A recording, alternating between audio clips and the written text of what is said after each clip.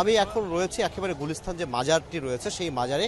এই মাজারের এক পাশ কিন্তু বন্ধ আছে। আমি যদি সেই দৃশ্য দেখাই, এখানে এক পাশ বন্ধ করে রাখা হয়েছে, যে কারণে দুর্ভোগ একেবারে চরমে। বিশেষ করে এই সড়ক দিয়ে আপনি যেগুলো দক্ষিণা অঞ্চলের মানুষ এই সড়ক ধরে রাজধানীতে ঢোকেন, জিপিও সামনেই, এই মানুষগুলো কোনোভাবেই রাজধানীর ভেতরে ঢুকতে পারছে না। অর্থাৎ এই সড়কটি বন্ধ থাকার কারণে আমরা দেখেছি দুই পাশে বাসগুলো দাঁড় করিয়ে রাখা হয়েছে, অর্থাৎ ব্লকেট কর্মসূচি বাস্তবায়ন করার জন্য যা যা করার দরকার তাই করছেন। এবং আমরা দেখেছি সড়কে একেবারে মানুষ বসে গেছেন, যে কারণে সকাল 11টা থেকে যেহেতু এই কর্মসূচি চলছে, এখন এত সময় যাওয়ার পরেও তাদের এই ব্লকেট কর্মসূচি শেষ হচ্ছে না বলে বিশেষ করে এই পথে যারা যাত্রী রয়েছেন তারা ক্ষোভ জানাচ্ছিলেন। তারা বলছিলেন এর একটি সমাধান দরকার।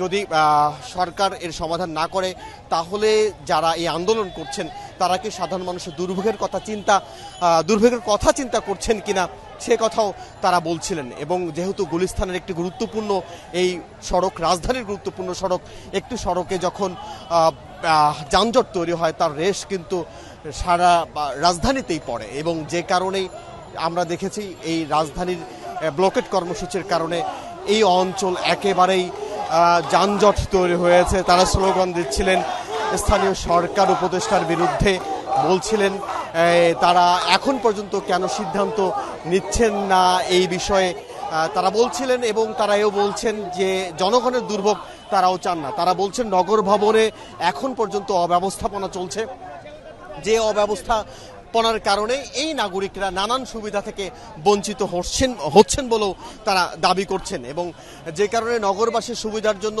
নাগরিকের দুর্ভোগ কমানোর জন্য তারা রাজপথে নেমেছেন এমন কথা তারা বলছেন। যদিও রাজপথে নামার কারণে নাগরিকের দুর্ভোগ আবার চরমে উঠেছে। এবং যারা এই রাজপথ ধরে অর্থাৎ এই সড়ক ধরে যাতায়াত করছিলেন, অনেকেই চিকিৎসার জন্য যাচ্ছিলেন, কয়েকজন বৃদ্ধার সঙ্গে কথা বলছিলাম কিছুক্ষণ আগে। এবং যে কারণে তারাও ক্ষোভ প্রকাশ করছিলেন যে সড়ক বন্ধ করে আন্দোলন তারা কেন করছেন, এই বিষয়ে প্রশ্ন তুলেছেন সাধারণ নাগরিকরা। আবার আমরা দেখেছি কিছুক্ষণ আগে এই পথে একটি বাস চলে যাওয়ার সময় বাকবিতণ্ডার জেরে বাচ্চালোককে মারধরের ঘটনাও ঘটেছে।